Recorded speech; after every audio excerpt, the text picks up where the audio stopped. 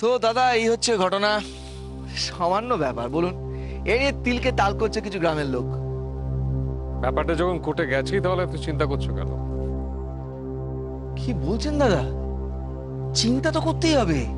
চিন্তা না করলে কি করে হবে? এটা সামান্য ব্যাপার তো নয়। চিন্তা করতে হবে, আপনার সঙ্গে পুরো ব্যাপারটা আলোচনা করতে হবে, কারণ আপনাকে তো কেসটা লড়তে হবে।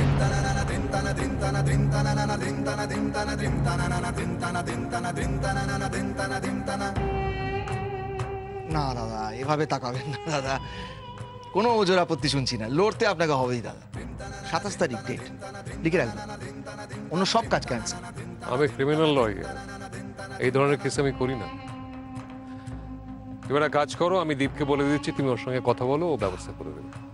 আপনার দ্বীপ তো না করে দিয়েছে দাদা।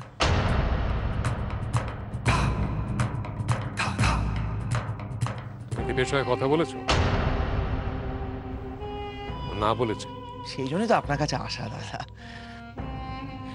আমি জানি আপনি ক্রিমিনাল লয়ার, এটা না জানার কি আছে, কিন্তু যদি আপনি এই কেসটা একটু যদি কেন, দেখতে আপনাকে হবেই।